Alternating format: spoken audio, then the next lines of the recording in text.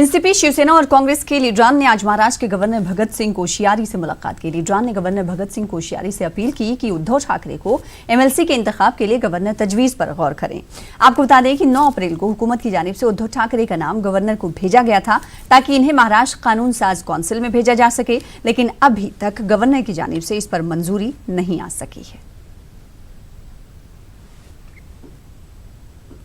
गुलबर्गा के auto drivers भी दिल्ली के ऑटो वालों जैसी सरकारी माली इमदाद तलब कर रहे हैं। ऑटो ड्राइवर्स का कहना है कि केजरीवाल हुकूमत ने जिन शराइत के साथ ऑटो वालों की इमदाद का ऐलान किया है, कर्नाटक हुकूमत को भी इसको फॉलो करना चाहिए। ऑटो ड्राइवर्स का कहना है कि दिन भर ऑटो चलाते हैं तभी उनके घर का चूल्हा जलता है। गुज़िश्ता 1.5 माह से उनके ऑटो सड़कों से गायब हैं। ये तमाम अब रोजी रोटी से दूर हैं। कुछ दिन तो जमा पूंजी से गुजर बसर हो गया, लेकिन अब इनकी माली हालत इंतहाई कमजोर हो गई है।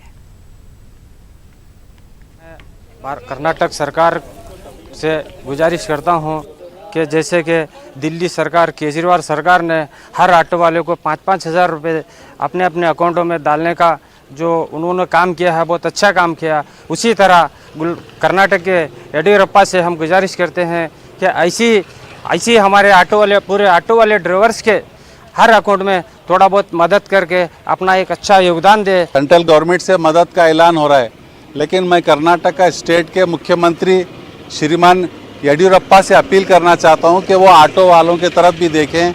ऑटो ड्राइवर्स जो है वो समाज का एक हिस्सा है और वो सेवा का एक साधना का हिस्सा है।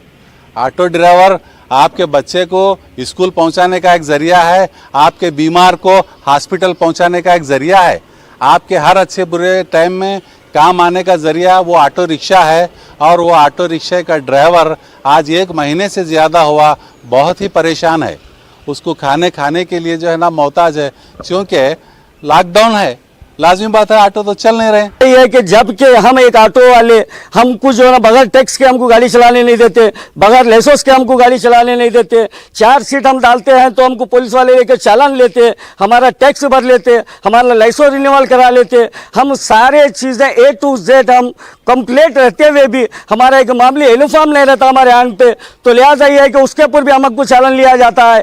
हम गवर्नमेंट की इतनी सारी चीज़ों को हम बेनिफिट करते हुए और हम हमारे कारोबार को हम मद्देनजर रखते हुए हम चलते हैं। और लेकिन जो है कि अब हमारा घर गुजर हमारा कैसा होगा, जिसके जो है ना 1.5 महीना अरसा हो रहा हमारा जो हमारे ऑटो ड्राइवर्स हम बंद हैं। ऑटो को आम आदमी की सवारी माना जाता है, जिसके पास 2 व्हीलर भी नहीं है, वो आम आदमी अपना सफ़र तय करने के लिए, अपनी मंजिल तक पहुंचने के लिए ऑटो का इस्तेमाल करता है।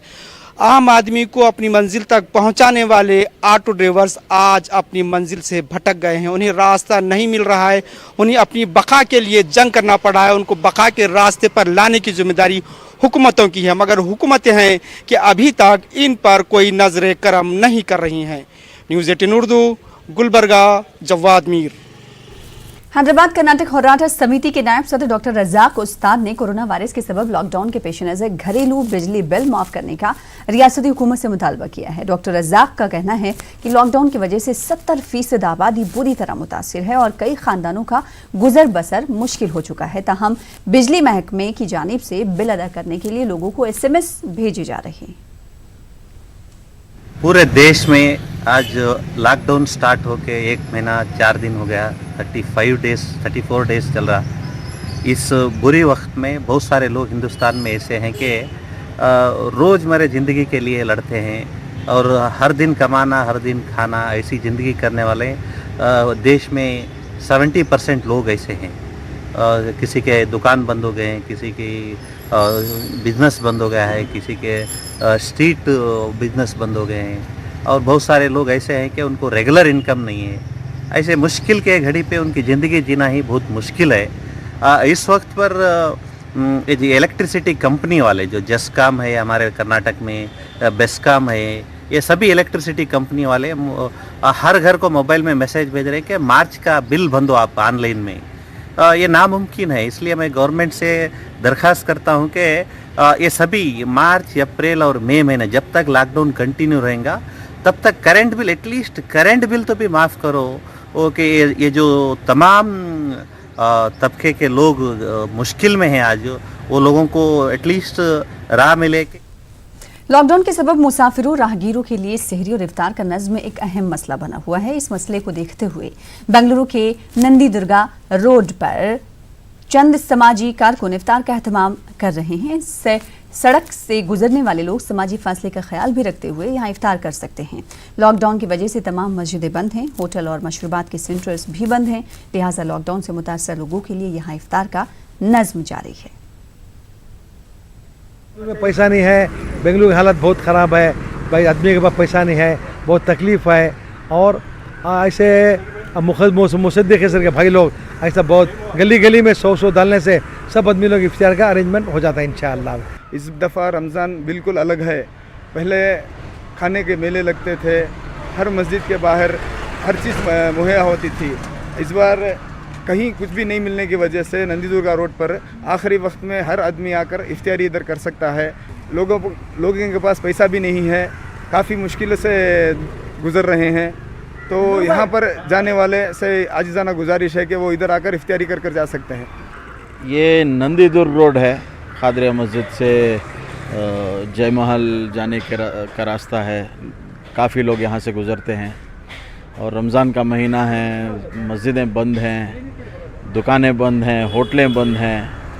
तो हमारे मुसद्दिक़ भाई और उनके साथियों ने एक अच्छा कदम रखा है कि जो भी इफ्तार करना चाह रहा है उनके लिए इंतज़ाम किए हैं, वो यहाँ से लेके जा सकते हैं। समोसे हैं, देख सकते हैं आप, मौज़ हैं, पानी, फ्रूट और खाना है, सबका अरेंजमेंट किए हैं।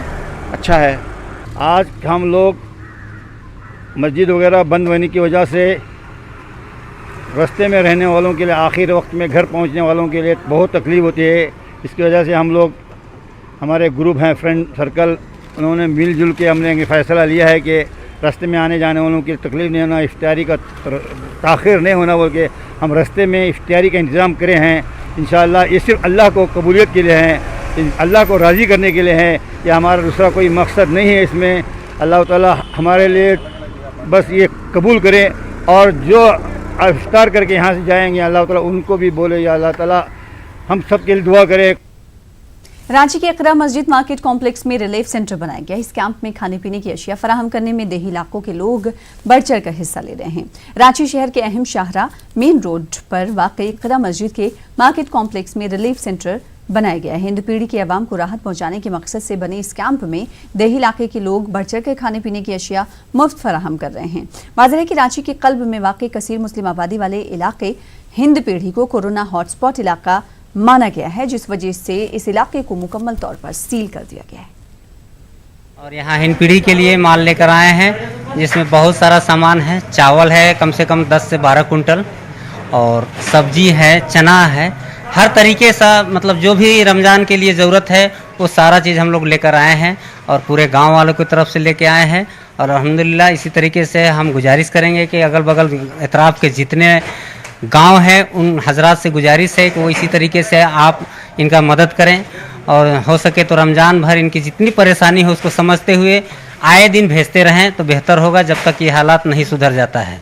जब से ये लॉकडाउन लागू किया गया कोरोना वायरस की रोकथाम के लिए, तो इकरा मस्जिद मार्केट कॉम्प्लेक्स को मैंने, इकरा मस्जिद कमेटी ने रिलीफ सेंटर बनाया और अपील की, तो देहात के लोगों ने काफ़ी बढ़ चढ़ कर इसे ताउन किया और कर रहे हैं, इसलिए कि हिंदपीढ़ी के लोग कहीं आन जा नहीं रहे। उनके लिए सामान और रोज़मर्रा ज़िंदगी की जो ज़रूरत के सामान है एक मसला हो गया है। मैंने अपील की, इस अपील का अल्हम्दुलिल्लाह काफ़ी असर हुआ और लोग देहातों में कलेक्ट करके भेज दे रहे हैं। लॉकडाउन के दौरान माह रमजान में गरीब रोजेदारों की मदद के लिए कई समाजी तंजीमें बढ़ चढ़ कर हिस्सा ले रही हैं। इनमें रांची की इंसानियत एक पहल नामी तंजीम भी शामिल है। इस तंजीम के जरिए रांची शहर के अतराफ में देही इलाकों के लोगों को रमजान किट फराहम किया जा रहा है। राशन हासिल करने वाले लोगों ने खुशी का इजहार किया। रमज़ान में हमको राहत मिली है, कुछ रमज़ान के रोज़ा खोलने के लिए अफ्तार के और नाश्ते के सामान है, और इसमें चावल है, दाल है और चना है, चीनी है। कोरोना के खिलाफ जंग में हर शख्स अपनी हैसियत के मुताबिक ताउन कर रहा है। केरल के कोल्लम की रहने वाली 60 साल जुबैदा उस वक्त एक मिसाल बन गई और मिसाल बनकर उभरी जब उन्होंने रियासती रिलीफ फंड में मदद करने के लिए अपने 2 बकरों को फरोख्त कर दिया और 5,000 रुपए कोविड रिलीफ फंड में जमा किया। ये बकरे जुबैदा की कमाई का वाहिद जरिया थे, लेकिन जरूरत की इस घड़ी में जुबैदा ने अपनी जरूरत के सामने दिगर जरूरतमंदों को तरजीह दी। जुबैदा कोलम में चाय की एक छोटी सी दुकान चलाती हैं। केरल के वजीर आला पिनराई विजयन ने खुद अपनी प्रेस कॉन्फ्रेंस में जुबैदा की बेलौस कुर्बानी का जिक्र किया और उनकी रहमदिली की सताइश की। लॉकडाउन में इंसानों के साथ साथ जानवर भी परेशान हैं। महाराष्ट्र के शिरडी में 17 ऊंट फंस गए हैं। इन ऊंटों के साथ उनके मालिक और पूरा खानदान है, जो अब खाने को लेकर बेहद परेशान है। उधर कोरोना के खिलाफ जंग में हर शख्स अपनी हैसियत के मुताबिक ताउन दे रहा है।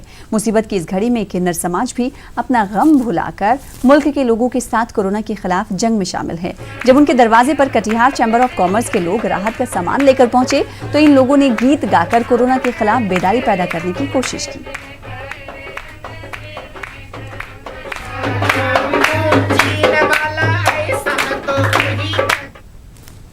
एक तरफ कोरोना वायरस का खौफ है तो दूसरी तरफ लॉकडाउन का सितम। ऐसे में खासकर रोजेदारों को काफ़ी परेशानियां हो रही हैं, जिसकी मदद के लिए मुख्तलिफ रियासतों में मुख्तलिफ तंजीमें सामने आ रही हैं। इस इफ्तार प्रोग्राम में सभी के लिए खाने पीने का बंदोबस्त किया जा रहा है, वो किसी भी तबके से हो या मजहब से। अवामुन्नास और समाजी तंजीमें लोगों को खाना खिला रही हैं। ये तस्वीरें जयपुर की हैं।